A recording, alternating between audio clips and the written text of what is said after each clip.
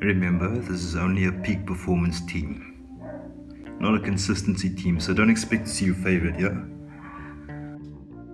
I've gone through 3 players so far, one of which I received a copyright claim on. If you missed that, I dropped the link below. Anyway, so I need a number 8, somebody with enough legs to play in the midfield.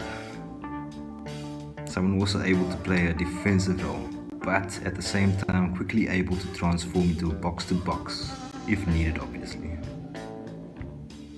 Essentially highlighting the need for an elite level of cardiovascular endurance. Can you guess who?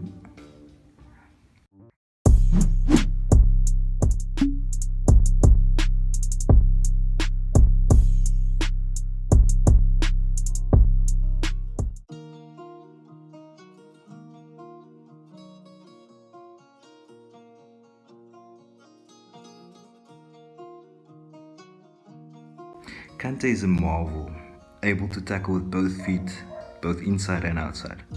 Technically gifted as a midfielder, even without his defensive abilities. But it's those characteristics that support his defensive skills that catch my eye. So let's examine this. Strength. Obviously a powerhouse, able to fend off players that weigh more than him.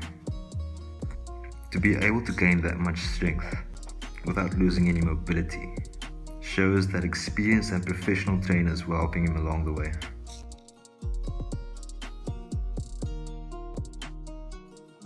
Flexibility. 2 aspects that I want to hit on here. First being his recovery flexibility sessions must be absolutely top draw, because his list of injuries as well, non-existent.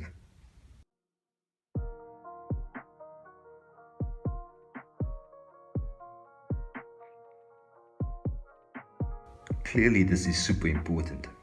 Then there's his active in-game flexibility, which is also phenomenal, which only speaks volumes about the quality of his skeletal muscle. Cardiovascular endurance. Never seems to get tired, does he? There's definitely a base, a foundation. 10 to 12 kilometers per game, 90 minutes, that would be easy if it was slow. But in this game there's mostly short distance sprints alternated with both jogging and running, and a bit of walking, but you know, he's meant to be able to do all of that for up to 2 hours with only 3 major breaks. It's the expectation for soccer players, but Kante mastered this aspect of his fitness relative to his sport. Pressing specifically isn't about being good at short distance sprints. There are plenty micro adjustments made along the body to redirect itself when pressing. So it becomes very endurance based when you think about it. Pressing specific drills are obviously the best option here, but first consider an indirect approach of running up a hill, where you constantly have to force the body against the desire to run naturally. This mountain makes it endurance. Bringing that adaptation to the soccer field will help tremendously if your aim is to perform the defensive mid or centre mid at a similar level. Speed and power is what everybody's looking forward to, but I rate this is to be the least of his concerns, since he's already able to perform at a higher level for a longer period than most, if not all of his peers. So he'll automatically smash into someone where 99% of the time he'll have more in the tank. Add on the fact that there are also speed and power gains to be made from training with hill climbs or mountains, if you're also into that. Let's touch on the man's agility. His ability to change direction quickly is something many would say is down to his low center of gravity, but I'm not so sure, since basketball exists obviously.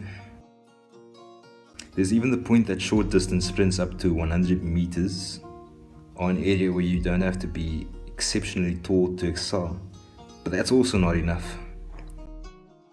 The need for strength in the stabilizers to be on point is what also helps to keep him on the soccer field and away from injury, assuming his volume of exertion keeps getting managed well. This comes down to working all the angles that others forget, so that he can take and give knocks without having his overall ability degraded much, if at all. And yes, it's all these characteristics that make him the perfect number 8. Especially when he's at his peak.